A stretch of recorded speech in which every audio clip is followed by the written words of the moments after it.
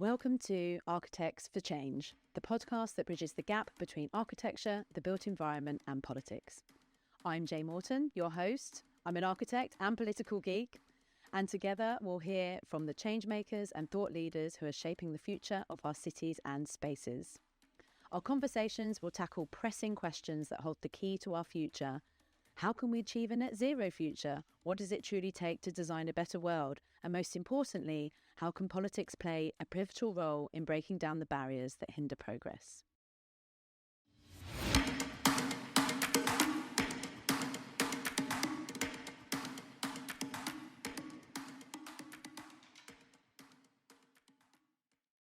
So maybe let's just start by saying welcome, Yes. Mark. Hello. Welcome to my kitchen. This is the first one I've actually recorded in my house, so nice to have you here. And like all architects' kitchens, it is a work in progress. Yeah, the renovation always, it never ends. I think we're quite a few years in, one after the other.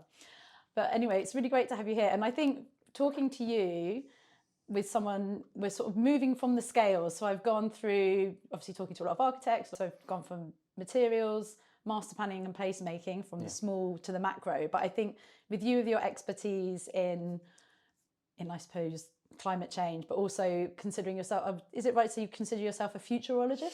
Well, I don't. No. You don't? Okay. No, people started calling me that, Yeah. which I rather hate. And I can go into some depth as to why you should never trust futurologists. Okay. Because what I do is basically sort of systems thinking and systems change. Okay. So that the future will be more equitable, regenerative, humane, just, hopefully. So I guess my job is about trying to make the future better. Mm-hmm. But futurism and futurology is usually associated with trying to predict the big trends and whatever. And actually, if you look at most futurism, it's unmitigated bollocks. Usually purveyed by techno-optimists who believe that technology will solve all our problems, even as the problems we face are completely non-technological in nature. So it doesn't mean you can't use technology, but as Bill Gates said, if you apply technology to a crappy operation, you just make it crappier. So you don't get artificial intelligence, you get artificial stupidity, and you get quite a lot of that with futures. And they're also associated with prediction. If you look at predictions made by futurologists, they are wrong. Right. Quite consistently. There's huge studies gone, like anybody who says they're a foresight expert or an analyst or a futurologist, and you go and look at what they actually predict and what actually happened, they're as way off as everybody else would be, because the only real law of the future is the law of unintended consequences. Okay. But would it be safe to say that, I suppose, in the world that you look at, you're looking at almost the ultimate macro scale? Yes. I mean, John Muir, the ecologist, said this rather brilliant thing, and I might misquote him, but he said, the trouble is when you pick at anything in the universe, you find it's hitched to absolutely everything else. Mm-hmm, mm-hmm. And I think that a lot of the tragedies that we're facing and the sort of breakdown that we all feel is going on around us is a result of people not thinking about the connectedness of things. Right. Yeah. And so we tend to think in our little silos, we tend to extract value in our little industry or whatever without realising we're kicking holes in the side of the spaceship we're all travelling on. Mm-hmm. And so if you look at inequality, climate change, retreat of democracy, etc., these are all symptoms of a wider problem that human beings have in not thinking systemically and about the whole picture. Mm-hmm. You know, in the same way, lots of medicine sort of will think, you go to a particular physician and they'll go, well, I'm a heart expert, there's something wrong with your heart. And you go to somebody else and they say, well, I'm an orthopedic surgeon, it's clearly your elbow or whatever. So, that's the problem. And so it's about how do we create systems of literacy and indeed systems of action that allow all of those things to start to work together in the way that makes sense for the planet and humanity. I think this is actually part of the reason why I really did want to speak to you, because in the industry that I'm in architecture and the built environment, yes, it's actually that very, very similar. It's how we have policy that can come into play that will just deal with one small issue, but doesn't look at the big picture. Yes. And actually the whole thing is networks and how one thing affects another. It's almost like that sort of ultimate master plan thinking, and you pull one thread and something else moves. But I sometimes, and I say this a lot, and I've said this a lot in the podcast and a lot of other people that I've interviewed as well, is that sometimes at a more policy level and not just policy, but at other levels, there's a lot of linear thinkers and not enough like 5-dimensional thinkers. And it's not surprising given that we have systems that encourage that way of thinking. Yeah. Whether it's education systems or corporate systems or organisational systems, and even if you know that you're a bit of a linear thinker or you're thinking in that way and you want to think differently, it's very hard to do it if the culture of the organisation you're in doesn't allow it, or the culture of the industry. Yeah. And the incentives we have in the economy are ridiculous, that incentivise us to all do ridiculous things. I think it was Peter Drucker who said famously, culture eats strategy for breakfast. And our culture is embodied in software and working practices and taxation and governance practices that are all completely mad. And if you were an alien from outer space and you looked at this planet, you'd be going like, what the fuck are they doing? That is insane. There's a great quote by William Burroughs who said, after one look at this planet, any alien visitor would say, I want to see the manager. It's ridiculous. And it's a lack of systems thinking. I often do this little joke where I say, imagine there was some sort of alien Captain Kirk comes into orbit, around the planet and asks the equivalent of their, Mr. Spock, can you give me a top-line analysis on what the dominant species is doing down there? And they go, yes, Captain, they turn environmental degradation into short-term profit for a very small number of the born lucky. And we can move on. There is no intelligent life here. And there won't be any intelligent life for much. Well, one can argue that there isn't any at the moment, because this life form is kicking a hole in the side of its own spaceship, which isn't particularly smart. Yeah. And I suppose that's the thing with the linear thinking. It's, well, we just need to get results in this tiny bit right now. Yes. I know there's another idea there, but we can't even focus on that. We just need to focus on this. And because you're incentivized to do that, because your client wants this, or the government wants that, or some social agenda wants this, that, or the other. And so, and you're like, well, I'll get round to it at some point in the future. But that means that all of us, I think, feel helpless and complicit, because we all kind of think, well, I do understand that the system within which I work and the incentives within the economy and my industry are damaging to the future, but it's also how I pay my mortgage and feed my kids, so what the fuck would you like me to do? Yeah, and I think that's the thing, it's the short term versus the long term. I think it's what I found, I've been reading your We Do Things Differently. Wow, and you. I think this is almost actually why I started the podcast as well. It's that you're constantly seeing people that are doing really, really interesting things, trying to make change, and actually quite often sensible things that if somebody would just help them get further in what they're doing, whether it be a new material. So actually we're in New Cross right now, there's a company who are making insulation and cladding out of mushrooms. Yes, they're just down the the road. I've been to see them, yeah. I bet you but it's one of those things that this is amazing, but it will probably be 30 years. So we're basically fucked before I even will get to specify them, because the construction industry is so slow. And I think in your book, you're exploring all these people who are almost doing those moonshot things. Yeah. It's the quote, when there's wind, rather than building walls, build windmills, and it's the windmills people. And I think that's what's quite interesting. I think we almost need more of that. But so, I mean, maybe elaborate a little bit further on what you learned from writing that book. I learned never to write another book like that, that's for sure, because it nearly killed me. Did it make you optimistic or more frustrated? I am neither optimistic nor pessimistic. I am possibilistic. Okay. So if you look at the way the world is going at the moment, it is fairly inarguable that on a lot of key criteria, it's very bad and is going to get horrific. So that's you can't help but feel sort of miserable about that. At the same time, all the solutions, even at this late stage of the game, to solve that and turn it around, do exist. And I am lucky enough to either work on some of those or work with people doing them. So that makes me feel hopeful. Whether we get there or not, I don't know. I just know what side I'm on. And I believe in the idea of the possible, that we should at least believe we can, otherwise we won't bother. Yeah. So I am possibilistic. I'm very upset about the state of things, but I'm lucky enough to have some agency on trying to change them, working with brilliant people doing amazing shit. I mean, actually, so I haven't even gone through the list of all the things that you're involved in. I think actually just reading your CV, you could probably go around the planet planet twice. Yeah. So what have we got? Author, obviously. Yes. Of 2 books so far, and you're Yes. writing another one? I am, as of yesterday, writing another one, yes. Okay. Strategic advisor to To governments, NGOs and corporations. Entrepreneur. So you founded or Curate. Curate. Yes, that's a carbon. It's a environmental organisation disguised as a commercial organisation, which is trying to build the carbon removals operating system for the planet in a way that is both scientifically and legally robust, which doesn't exist because we've got a crappy offsets hangover from people who try to, some with good intentions, but often disingenuously try to tell us that we get out of jail really easy with things that won't get us there. And so now we have to actually remove 200 gigatons of carbon from the atmosphere and keep it out by 2050, as well as reducing our emissions as much as possible. And nobody was really professionalising that or making it happen. So unfortunately, I had to go and found a business with some people much better than me to go and do it. And do we think we can take carbon out of the atmosphere? You can. It's very easy to take carbon out of the atmosphere. Carbon is the slut of the periodic table. It's not very hard to get to move from one farm to another. The problem is keeping it out. It's incredibly mobile. Yeah. Which is why, aliens from sci-fi movies go, oh, carbon-based life form, because carbon is the building block of everything. Me, this table we're sitting at is largely carbon. So it's its ability to bond with oxygen and go back in the atmosphere it does that very, very easily.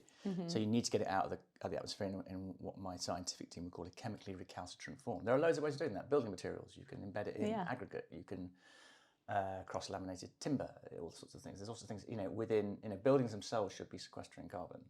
At the moment, they have a massive carbon footprint from building them, which is kind of madness. Yeah. So you can get it out. The problem is that getting it out quickly enough, getting it out in a way that's the way you can store it in a form where it won't go back to the atmosphere for long enough, and then measuring that in a way that is accurate enough to prove that it's happening, and be able to make claims against that, say, yes, this is a net zero building or whatever, that all needs to be built. And we're going from almost no, what we call robust infrastructure to do that, to having to build something at extreme speed, so that we can get to a global drawdown capacity of between 5 and 10 billion tonnes of carbon a year, which is no small feat. And we've also got my industry that is currently 38%, but actually we are building more and more, and there's that grapple with the social justice element of building homes as one thing and the infrastructure that we need, but then the other element of the amount of carbon that we're emitting. So we're probably going to make the problem even worse. Yes, but of course that problem can be solved by building homes and whatever that draw down carbon and increase biodiversity. That's not impossible to do. Okay? In fact, it's perfectly reasonable to do, and there are examples of people doing such things. What happens is that somebody comes along and says, I want one of those, or you've only got this much money, or please don't innovate because then I'd have to spend more time thinking about it, and maybe that doesn't quite work with some of the planning legislation or whatever. So I tell you what, I'll just take the easy route and continue destroying my own home. Like, as in the planet. I mean, it's insane how little, I think, the built environment industry has stood up for the operating system upon which it builds all its buildings. In what way do you mean? Well, because it's not net zero. Yeah. It doesn't think about biodiversity gain, doesn't think about ecosystems restoration. It is incredibly wasteful in terms of the way it makes materials and throws them away. It has not lobbied successfully for, say, in the UK, a VAT change so that refits are VAT without VAT and new builds are VAT. You think that's really obvious. I mean, the whole built environment industry can't get together and do one simple thing, which wouldn't damage their business at all, actually. Well, it would help, particularly considering we've got a lot of office space in particular. Is a lot of it's particularly like low-grade office space that's not in central London locations. You might as well just turn them into homes now because no one wants to work in them. Indeed, since post-COVID, there's a whole bunch of really high-grade office locations in the middle of London that aren't being used. You could use to rejuvenate and create communities within these places that would make them all wonderful and blah, blah, blah. The industry keeps saying, oh, it's the Treasury's fault. It's like you're a whole bloody fucking industry, and yet you cannot advocate between you to get one simple change that would be incredibly radical in making your industry greener. What the fuck is wrong with you? I think I mean, I could probably answer, maybe the question's coming back to me. I'm not, this is not directed at you, Jay, specifically. This is a general sort of challenge. But it is a good point, because and I think this is again a frustration that I think a lot of people in the industry share. That I think there's different players. You've obviously got the large house builders, you've got the materials manufacturers, and architects ourselves. I suppose we're not very good at actually lobbying either. I mean, for instance, the government don't even really know what we do in particular. So if they want advice, they'll go to the RACS or they'll go to the big house builders to sort of understand what the situation is. Whereas, the big house builders have got much more spokespeople, whereas we're too busy like trying to keep our heads above water. But actually, we probably do all need to come together, and there needs to be more innovation, but it's really, really slow. I think, like you say, like you're talking about our the mushroom insulation biome, isn't it? They're called. I think so. Yeah. Where is that in the state of play? I'm still specifying the same insulation, the same products. We've been building exactly the same way that we've been building for decades, in some cases, centuries. Yeah. So, I mean, how would you maybe? What would your if you could with your sort of more advisory hat on, what do you think are the sort of key steps to sort of enable an industry to innovate quickly? Because we don't have very much time, really. Well, that's a very interesting question to which there are 28 different answers depending on who you are and where you're looking at it. In general, the thing that most people miss is how to use emotion properly. Mm-hmm. So everybody knows that we need to change the way we do things. Mm-hmm. So if it was a matter of knowledge, things would get done. But actually, it's emotionally very difficult to do those things because, maybe I'm going to have to challenge my boss or an industry norm, or I'm going to have to say no to a supplier, or I'm going to have to go and talk to a government minister, and I don't like them because they're in a different party to the one I voted for, whatever. There's all these emotional reasons why you won't do it. And I like to say, like, if human beings were motivated by thought, then everybody, or by knowledge, everybody in the world would be in brilliant physical shape. Right. There's no lack of knowledge as to what it is required to do to be in good shape. Get plenty of sleep, drink plenty of water, exercise vigorously 3 times a week, have a mostly plant-based diet. Mm-hmm. Unless you have an underlying medical condition, that it's not difficult to be in really good shape. Mm-hmm, mm-hmm. And yet, what is it? I think half the population are obese. Mm-hmm, mm-hmm. So clearly, there's something else going on there, and some of that's systems and how we're encouraged to sit down and be sedentary, and some of it is emotion, which is like going to the gym and shifting my diet to something a bit different is actually quite challenging. Whereas there is a pizza and 3 cans of lager and a box set right here. Yeah, and that is emotionally rather appealing. And so people are moved by emotion first and foremost, and your brain does the public relations for what your heart has already decided. Mm-hmm, mm-hmm.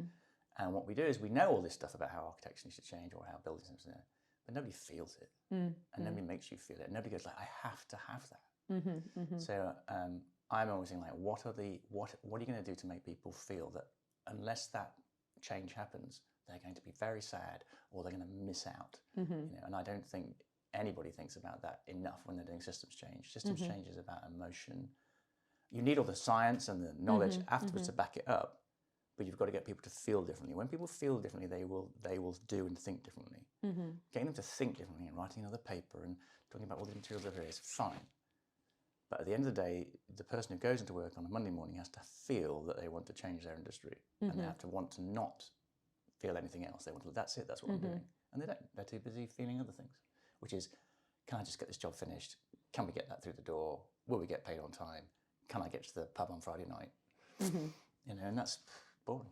I suppose that's the other thing with the systems change is actually our economic structure, because everything quite often comes down to money. Yes. I mean, it's the same thing with the whole 1.5 million homes argument is, well, we could be building them better, but that's just going to cost more money. Yes. And that person needs a home. Yes. And so our whole, I suppose that's the thing about the systems change, that our whole system is set up incorrectly to reward the right thing instead of rewarding the wrong thing. Yes, the economic system is an absolute basket case. Because it doesn't. So people say to me, "Oh, capitalism is terrible," but it's the best thing we've got. And I go, "No, capitalism's not terrible. It's absolutely amazing. It's just you want to go and see it done by a professional. And the professional, the world's most professional capitalist is Mother Nature. Yes. It's complete resource allocation. Nothing gets wasted as much, or it's very, very, very efficient and quite brutal. Yeah. And that because it accounts for all the capital, the air, the sea, the land, the animals, the biomass. We have the capitalism of the parasite. So Wealth of Nations, arguably the sort of one of the founding texts of modern economy by Adam Smith. Nowhere in that book does he mention nature or women. Right. Or the work of women, or the idea that raising a child or doing the domestic work, which was largely done by women, back then, had any value to the economy at all. Whilst he was sat in his mum's house, and she brought him 3 meals every day while he wrote the book, and did not think that there was some economic value to her doing that. The sexist fuck. So so if you read Adam Smith's Wealth of Nations, which I advise you do because it's a very good and thoughtful book. You should also read a book called Who Cooked Adam Smith's Dinner by a Swedish journalist whose name I forget. And then go and read an economics text written actually by a woman, which is Kate Raworth's Stone Economics. Oh, well, yeah, that's what I have. I've read that one cover to cover. And I think that whole if we can get to that point, I mean, particularly when we think about it a lot when we're thinking about master plans and how we use space and land, how can we get within that? Yeah. That ceiling. And so there are ways, and also that it is a false economic argument to say, well, the reason we do this is because the economic system, wants it cheaper, but actually it wants it cheaper quickly. It's actually much more expensive in the long term. You build crappy houses that need rebuilding or maintaining, later on, or that contribute to climate change, which destroys, the planet. That's quite expensive. I mean, climate change is very, very, very, very expensive. Wouldn't it be great if we'd built stuff properly in the first place? But as you say, the incentives are always for short-term extractive thinking for the benefit of a very small number of people at the expense of the rest of us. And the financial system, in its current form, has taught us that they are the stewards of money, they know what they're talking about, and actually they're the thieves of it. But they've made us all think that we should be listening to how they run the world. And the people in it, because they're within that culture, they don't really think they're part of the problem. And again, it's another problem with systems change, is that pretty much everybody can point to the work they're doing. Well, I'm doing good work. I'm a good architect, or I'm a good teacher. If I get to the school where both our kids are at and say to the teachers, the current education system is a complete fucking basket case. There's absolutely no way in any way fit for the future. They'll be going, why are you getting at me? I teach your kids every day and I'm doing good work. And they're right, they're doing good work all day. In fact, if you look at student education, pretty much any education is good for kids. Yes, yeah. It's just not as good as it could be by a very, very, very long margin. So everybody retreats to I'm doing good work, don't get at me, I'm just got to get to Friday. Yeah, and I'm too busy to think about or try and lobby or try and make the case to the rungs above or what was the term you called the ones that are sort of who've got those sort of particular interests, who've probably got more of the power to change things. Yeah, but we've all got power to change things. I mean, this is the thing I get very annoyed about. I mean, that's not true. Okay, so I'm talking about once you're out of jeopardy and danger. So if you live in poverty, you live in a place where you are physically threatened or whatever, it's not your job to think about these things. No, it's your job to survive. And it's one of the things that really annoys me is go like, well, we're not going to change because look at all those people in India over there. And it's like, it's not their job to do it. They're just trying to get through the week, quite frankly. And they grew up in places without even running water, you arrogant fuck. You were born in the UK with running water and a roof over your head, and you know where your next meal is coming from. Yeah. And by all measures, you are incredibly wealthy. And yet you're saying you can't act on climate change or social justice because those poor people over there aren't doing it. Well, fuck you, arrogant piece of shit. That's a good point. So all of us have power, is what I'm going to say. Yeah. But we all give it up because we like to believe that we don't have any, and therefore that is a very comfortable place to be. Because if you say I don't have any power, then there's no guilt and there's no consequence in not exercising something you don't have. And I suppose this is the point, actually, you use the power to the capacity that you have. So there's always the comments about environmentalists. It's like, well, look at them, they're from a really posh background. And you think, well, if they've got the wealth and capacity and time, then actually maybe it's good that they're using that time and wealth to do that rather than causing more damage. So I think it is a flawed argument, isn't it? That everybody uses these flawed arguments. So I mean, one of the phrases that I use a lot is you've got to be very careful of a vested interest masquerading as a moral conviction. Yeah. And that's what lots of people, and I have as well, inadvertently done. Like, I will justify my emotional or financial position as saying this is a moral position when really I'm just protecting the world in which I live because I'm quite comfortable here. Or I don't want to really engage with the consequences of having to think about what this actually means. Yeah. So we all have power. Every single person listens to your podcast, I'd imagine, if because architects in general aren't known for poverty. I mean, they claim it, but they don't really know. And I remind all of my clients and co-conspirators and collaborators always, and that's whether a school child or a billionaire, of the wisdom of Alice Walker, the American novelist. Wrote many brilliant books, the most famous of which being The Colour Purple, which was turned into a movie. And she wrote this amazing thing that I always quote, which is, the quickest way people give up their power is by thinking they don't have any. Yeah, so this is quite an apt, I suppose, time for us to have this conversation, seeing as what's happened in this week, that we've now seen Trump coming back into power with some quite other, maybe even more powerful. Yes. I suppose whether people are calling them oligarchs now, with Musk right behind him, who seems to hold a hell of a lot of power and sway on information. And I think maybe a lot of people probably are starting to feel even more powerless, particularly on the sort of trying to deal with climate change. Yes. How I suppose, how are you feeling about that? Are you still feeling optimistic? Well, again, possibilistic. Or possibilistic, that's the word, sorry. I would say that what we're seeing in America and elsewhere is the natural conclusion of the end of the empire, okay? And it's going to be a very messy 20 or 30 years. And actually it needs to be. So America is going through basically the death of its soul. And part of that is because a lot of people have been asleep on the watch when it came to democracy. So when we do it the same in this country, which is we talk about democracy and how it's important and how we must promote it and how we must defend it and how our way is the best way and all that kind of stuff. I'm a big fan of democracy. The problem is we haven't tinkered with democracy for 200 years. Still using basically the same system. I can't imagine, you go to anybody and say to them, how would you like to run your business? Tell you what, here's some really good advice. Don't change a single thing for 200 years and you'll be absolutely fine. And people say we can't tinker with democracy, otherwise we'll lose it. It's like, if you don't tinker with democracy, it will break because it won't live up to the modern challenges. So the idea of the electoral college system, the way the Senate works, the way the Congress works, the way Houses of Parliament works, the way that we get to vote once every 4 years for two people, both of whom we disagree with in these political parties that are kind of insane and zombie-like.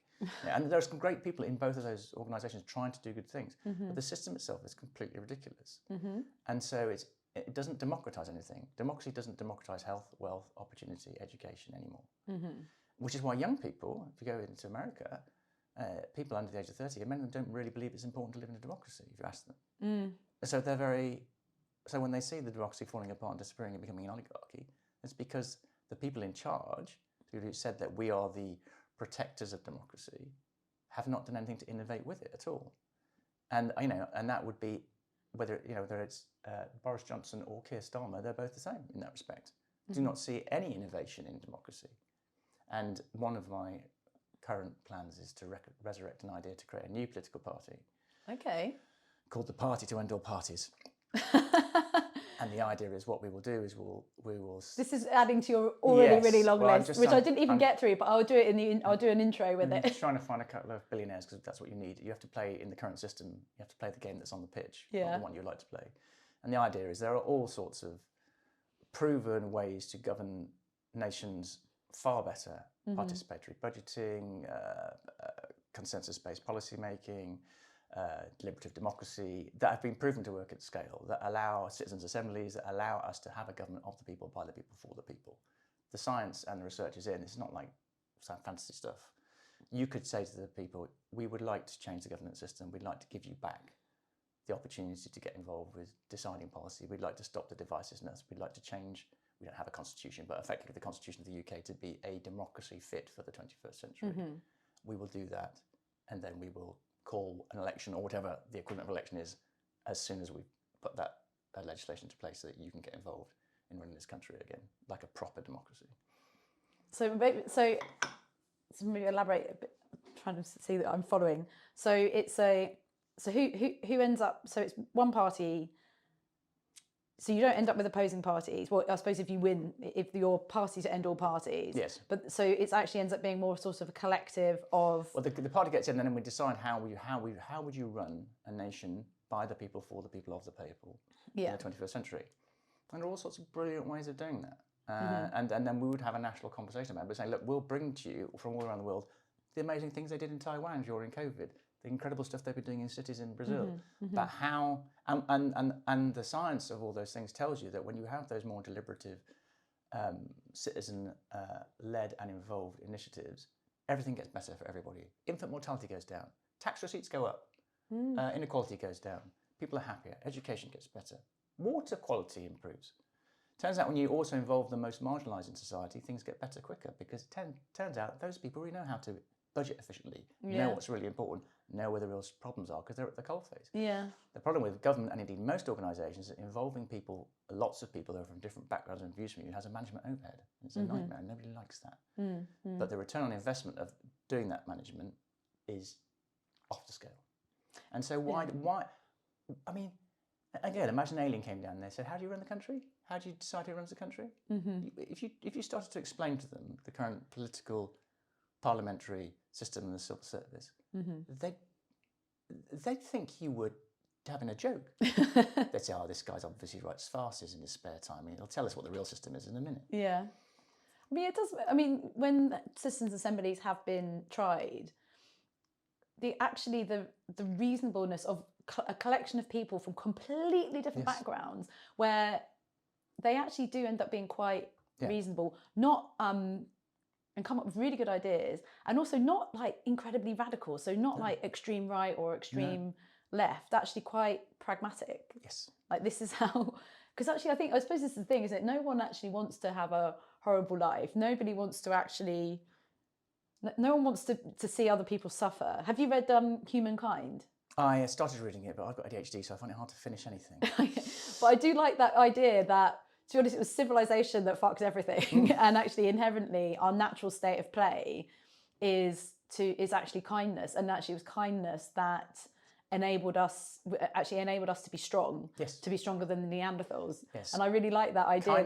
Kindness is a survival strategy. Yeah, yeah. But at the moment, it's been sort of this chimera, which is like, you've got to choose a side and you've got to stick to it, you've got to double down on it. And if somebody else is in some other team that they've been forced to pick, now you're mortal enemies. Yeah. Now, actually, if you look at, for instance, deliberative democracy in Taiwan, they use a process where they kind of go, well, everybody's got different views on X, Y, and Z.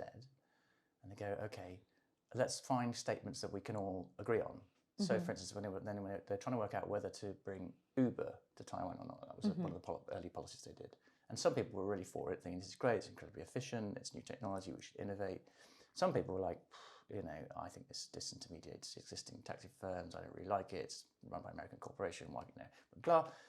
And so what they do is they say, well, let's not argue about all those things. People put those things, let's find the things that everybody can agree on. And one thing was that everybody agreed that whatever system of taxis we have in Taiwan, both drivers and passengers should feel safe. Okay, great. And they found like a whole bunch of these. And then people said, okay, in a system where we introduce Uber or not, how do we insist that everybody's safe? Yeah. And so they build policy. And so then what happens is the people who may have opposed it become like, well, if it's safe and it hits all these things, I don't oppose it as much. Yeah, yeah. So find the things you agree on. And what you find is that 95% of people agree on 95% of stuff, which is, I'd like to be able to live in my own house without fear of violence, to have enough food on the table that I feel well nourished, that my children go to have a decent education and feel safe, and I can have a pint on a Friday night. Yeah, and have clean air. Clean air. It's not difficult. A nice place to live in. Yes, but we are told by a whole bunch of people who ask architects to build them these huge churches in the city, that they are the people to look after the money and social justice because they know how to manage it. Or having clean air is going to ruin the economy, or a 15-minute city is going to mean that you're going to be locked in your tiny bit of town and not be allowed to go anywhere. And all these, I mean, I think actually another, I suppose, example of like that way of working is, I mean, in my world, is community-led projects. Yes. So again, back to where people were like opposed housing and opposed this, but actually when you get underneath, like, well, what is it actually that you're worried about? So maybe it's not the building that you're worried about. You're worried about people that you don't know living near you, or too much noise because maybe you have problems sleeping already, or you're worried about light, when actually you're like, well, actually this building's north of you, it's not south. Trying to explain sometimes the way the sun goes to people is quite but also involving those people in the design process, that, exactly in a way that they understand, rather than people feeling, I suppose it's like the defensive mechanism, isn't it, that if you feel like things are being done to you, then your defensive which is a very human response. Well, absolutely. And also, like, you can give people a vision of the future that is either dystopian, it's going to be awful, or it's brilliant, it's going to be fantastic. But if you give those people nothing to do about it, or no agency, or no hands on the steering wheel, then you disenfranchise them equally. You can disenfranchise people from a very hopeful future. Say, well, you've got no role to play, just let us go and build this thing for you. Sorry. And I suppose that going back to the political system, totally in the two-party non-proportional representation system that we have, there is a lot of, I mean, I've done loads of, in my another guise and another hat, even though my politics is not a secret, but I've done loads of door knocking, and it is quite amazing the amount of people who just like, well, it doesn't make a difference to me, because the system that we have makes them feel like that. And that's very debilitating for political activists as well, who I know, on all sides of the political spectrum. Like, I'm going out there trying to put forward a point of view which I really believe in and think is good for people. Yeah. But I'm having to do it with inside a system that makes absolutely no sense. Yeah. And this is one of the reasons you get the fallout of that we have at the moment. So, one of the explanations for Trump, and there are many, is that some people go like, well, I could vote for like one of the normals again. I vote for another Clinton, or whatever, or another Bush. And we've been doing that all my life, and as far as I can work out, I'm getting a slightly smaller slice to pie all the time. The American dream as a concept seems further and further away. Education's got worse. Healthcare has got more expensive. Food's got shittier. You know what? If you give me an option of press this button or that button and get roughly more of the same, or this third button which says kick the whole thing over, do you know what? I think I might just press the third one. Just blow it up. Because I just can't be fucked with this anymore. Yeah, or see some change happen quickly, even if the change is not so good. I mean, it's all going to blow up, right? It doesn't take a large stretch of imagination to see the end of civilization as we know it, but that's not necessarily a bad thing, because civilization as we know it is killing us. So we have to go through this incredibly painful, but hopefully ultimately cathartic change. And that's what's happened before, actually. If you look at end of the First World War, you had the League of Nations as an attempt, and that kind of didn't quite work. And many would say, the Treaty of Versailles and all these other things that led to, arguably, some of those things led to the Second World War. Second World War was a big sort of civilizational kind of catastrophe. Then you have the Bretton Woods Institution, IMF, World Bank, etc., United Nations. Again, those things aren't working very well at the moment. We might have to go to this third one. The problem with this one is that now we've got climate change, and climate change is existential, which is not surprising when you put the heat of 4 Hiroshima bombs worth of energy into the atmosphere every second, which is what we're doing at the moment. Right. So we are right at that moment. This is your teenage moment, planet Earth and civilization, particularly Western civilization. You've got the car, you drove it really fast, you've come off the road, your arm's hanging off, you're either going to become a juvenile delinquent and trash yourself, or you're going to fucking grow up and get on with that. And that means every single person that has the ability to do so, every architect listening to this, me, my children, anybody in any position of privilege, better start getting on with it, or we all bear the consequences.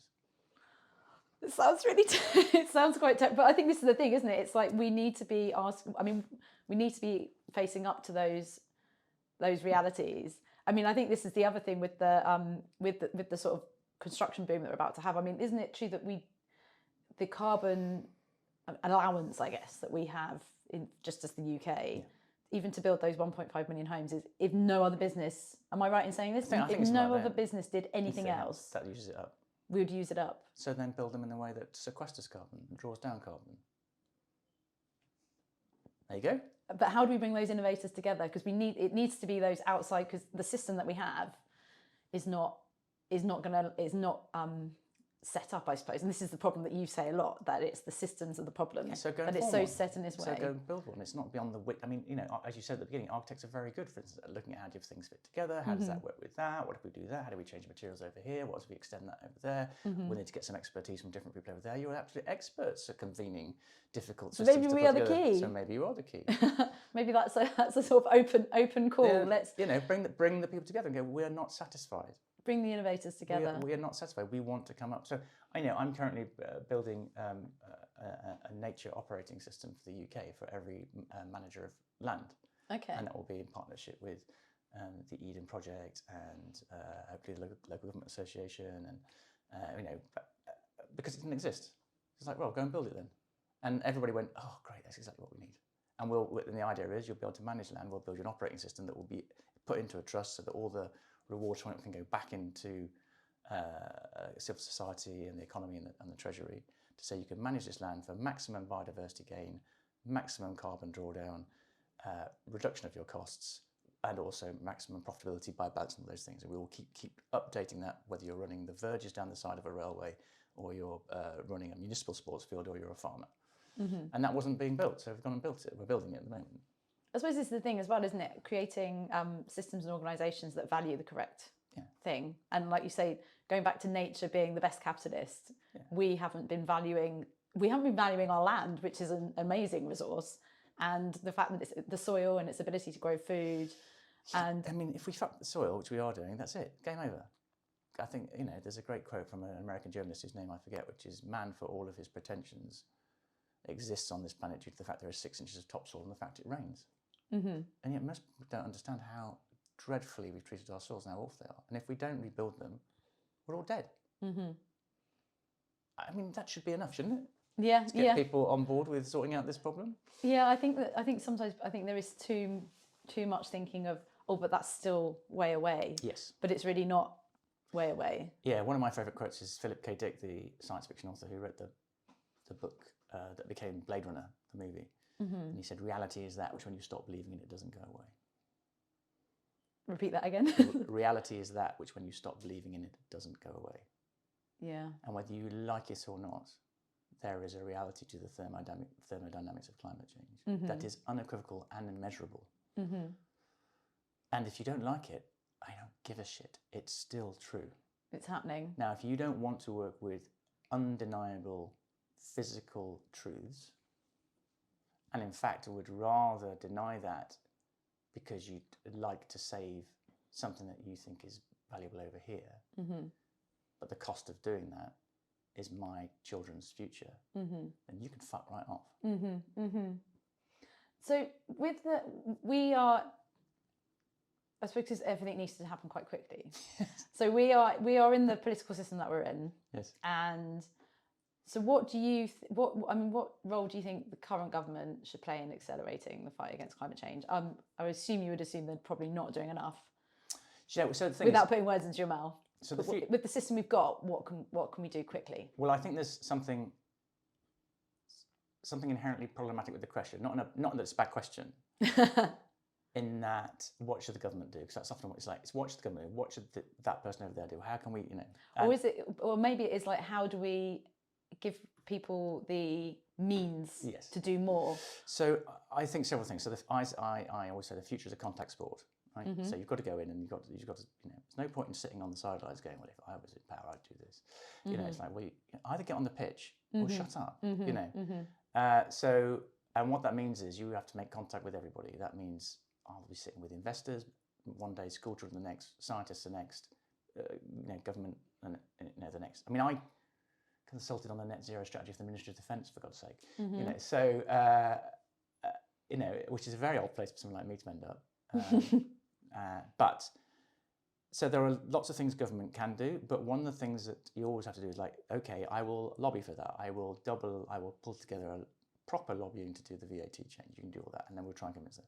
But at the same time, what am I going to do? Because one of the things that I am very keen on, when you want a change and you want to imagine a better future, people go, well, that's not going to happen, or it won't happen in time, or it's too difficult. And what I like to go and do is build it anyway, and go like, so you're like, oh, well, that'll never happen.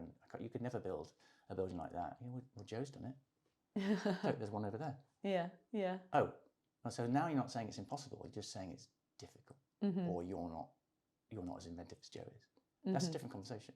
So go and build examples yourself. So don't wait for somebody to get the playing field ready and change your legislation for you to build, the most perfect regenerative retrofit. Go and do it anyway. And you'll have to fight those battles, and you may break even, but go and do it anyway. So, for instance, last year I helped, along with AG and a wonderful organisation called A Greener Future, create the world's first genuinely carbon-removed arena-scale concert at the O2 in London. Wow! 4 nights. Where all the carbon that went up that we couldn't avoid going up, just because, and most of that was travel from the audience coming to and from the gig. We removed from the atmosphere, which meant that was a genuinely planet-friendly arena scale gig.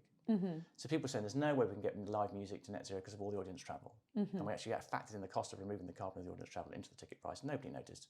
Actually, nobody noticed at all. Nobody complained. And then when they found out, it's like, well, why aren't all gigs like that then?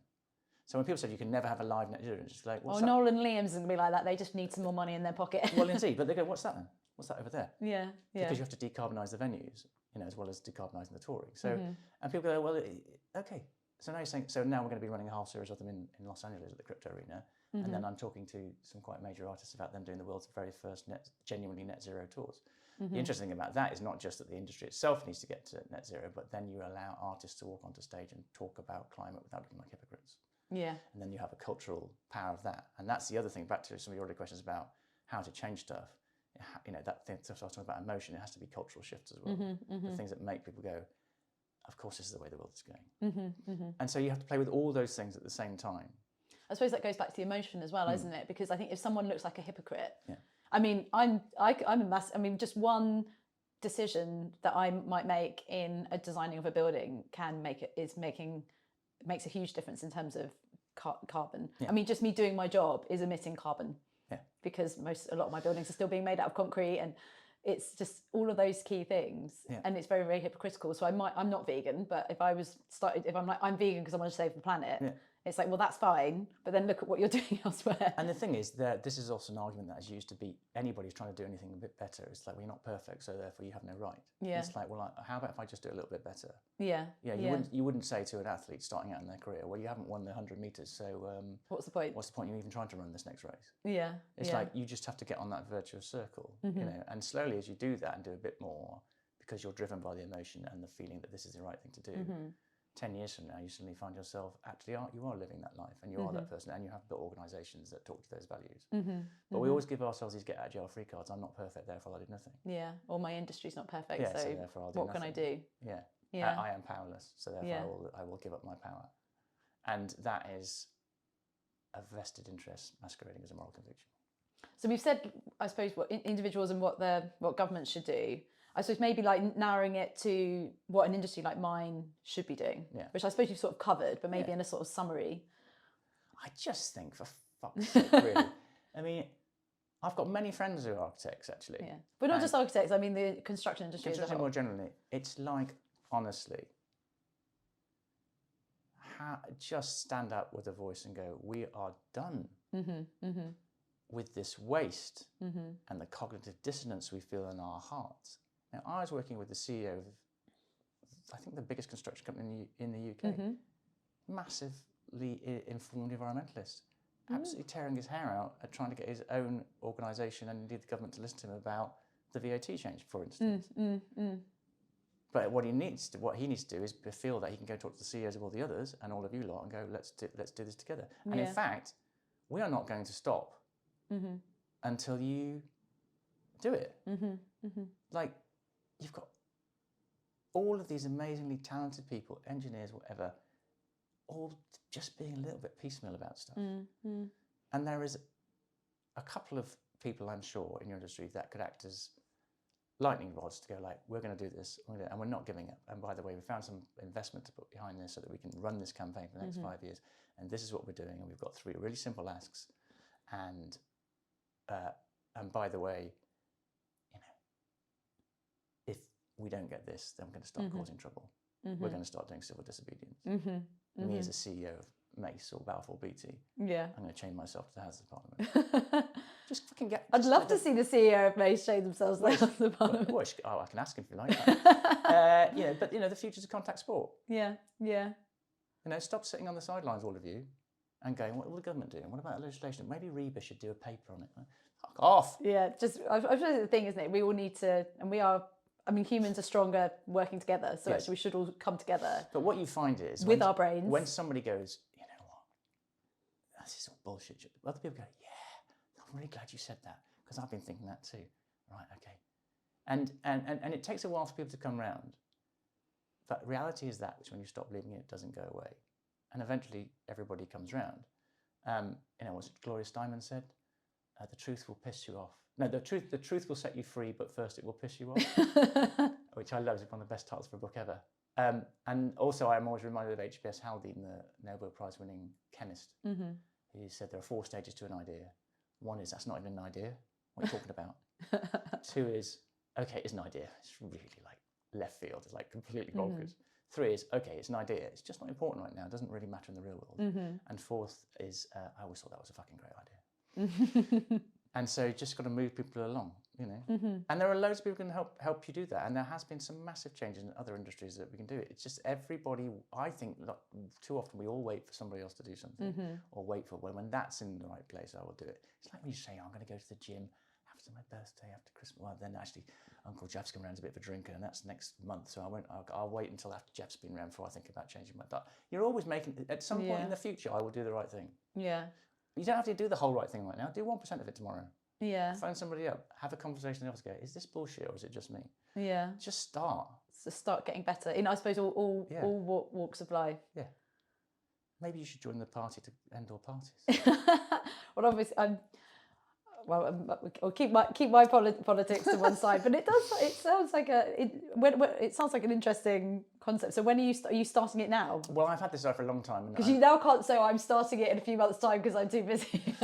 Well, the thing is, future's a contact sport, which means, you know, in this case, I need a couple of friendly billionaires, and finding the right ones is a task in hand. And I'm currently building this nature operating system, and also doing some soil microbiome rewilding work and trying to write a book. So, but yes, at some point I hope to do it. But I now have an address book which enables me to talk to some billionaires, which I didn't have a few years ago. So. I mean, even knowing a billionaire is quite amazing. Yes, and some of them are absolutely amazing, and some of them are terrible people. And I suppose that's that difference, isn't it? Some that are just incredibly greedy and some who actually do want to make a difference. I mean, if I was Elon Musk, rather than just doing all this weird stuff that he's doing, wouldn't it be amazing to just save planet Earth? What the most egotistical, narcissistic thing you could do? I think he thinks he is saving planet Earth. But really? But really? Yes. I mean, he terrifies me completely. Yes. Well, you know, I tell you what, we need our villains. And, you know, he's a wonderful caricature. And when they write history, you know, they'll be getting some amazing actors to play it. And his eventual complete denouement and downfall. But I mean, I don't understand how he's even, because he was normalish before and now he's sort of gone, or is it that this is a whole pretense and he's getting behind Trump and actually he's then going to take him down and then he's going to save planet Earth? Well, that would be interesting, but even the hubris of one person thinking they could do that is problematic. Yeah. Who was it? Was it Churchill who said, "Power corrupts and absolute power corrupts absolutely"? Or was that Shakespeare? I can't remember. Anyway, yes. I think that's probably where he's at the moment, isn't it? It's all sort of going through his head. How could you not go mad with that amount of wealth and fame? You know, I've got a number of friends who are quite famous, and the reason I'm friends with them is because they're some of the few people who have reached a level of wealth, fame, and recognition that still seem normal, and I'm absolutely staggered because I don't know how you would manage to do that. So it'd be almost impossible for Elon Musk to stay sane. Yeah, and just by saying something, a whole economy can change. And by saying, if I want to go and probably buy a nation, I'm one of the first people in history who could. Yeah. So, you know, how would you not go bonkers? Anyway, that's not me being sympathetic towards Elon Musk. But, you know. But I suppose humans are humans. I mean, I think maybe we'll sort of bring it. This isn't your normal podcast, is it? You're like, shitty stuff. I've got nothing out of him. No. I think this has all been amazing. I suppose maybe if we maybe wrap up with, I mean, we've already discussed governments and politics, and maybe trying to bring it back to maybe a little bit more positivity. Yes. Is that, like, I suppose, is there one thing that keeps you hopeful? That's an interesting question. And what motivates you to keep going? Well, there are many things that keep me hopeful, because I'm lucky enough to involve myself in projects and with people who have that ambition of a better future and feel its possibility, and they'll go and make it. So, you know, the ability to actually bring our souls back quite quickly, you know, within a decade or so, is eminently feasible with all sorts of practices in, you know, regenerative farming and microbiome inoculants, and also lots of new technologies to measure soil and whatever. And that's incredibly hopeful, and also actually increases the fertility of the land and increases national security and lifts people out of poverty all at the same time. So that, you know, there's that there. So there's lots of things that keep me optimistic. The reason I keep doing it, people say to me, Mark, why are you trying to save the planet? No, why not? and I go, well, it's my favourite planet. It's where all my stuff is and everybody I love. Yeah. You know, why would I not? So that's what keeps me going. I've got 2 children. You know, it was my wife's birthday yesterday. Yeah. And I wrote, you know, the only future that makes sense to me is one with you and our kids in it. You know? So, you know, and I want them to have a future which isn't riven by war and pestilence and whatever. I fear that my kids might have to live through that world, and hopefully be the ones who help, you know, build the next one. But, and also, it's just more fun. You know, like my great friend Ed Gillespie says, if you want to subvert the status quo, you better have more fun than those other fuckers are having, and let them know you're having more fun while you're doing it. In my experience, generally, the people who are on the right side of what you might call the moral direction of history, who believe in equality, justice, clean air, clean water, in general, I mean, there are some awful people, but in general, those people, because they're driven by something bigger than themselves, they're generally nicer people, they're funnier, and they have better parties. And so my feeling is, if you want to go to more interesting parties with more interesting people, have more sex more often, then hang out with the people who are trying to change the world for the better, because that's where all the fun is. And, you know, subsuming your morals and your values into a system because it pays you a little bit more at the end of the week, so you can buy a slightly more expensive bottle of wine to forget about the fact that you hate the complicity of the job that you do, I don't think that's really worth it. No. I mean, Richard Bach, the author, wrote, most people buy security over happiness, and they get it at exactly that price. And I am not interested in buying security over happiness. I mean, what would be the fucking point? Yeah, happiness is, again, going back to what we value. Yeah. Now that whole idea of measuring happiness as well as not just measuring GDP. And what a time to be alive, okay? I mean, the whole world's falling apart, which means a new world is waiting to be born. Yeah. And if you're an architect, you are blessed with an analytical mind, the ability to think in systems and interconnectedness, with probably great communication skills. And with a massive lever on the world. What a wonderful time to find yourself in a career responsible for 39 to 45% of the world's emissions. Yeah. You know, and you've got something to do about it. Yeah. Brilliant. Yeah. You know? So...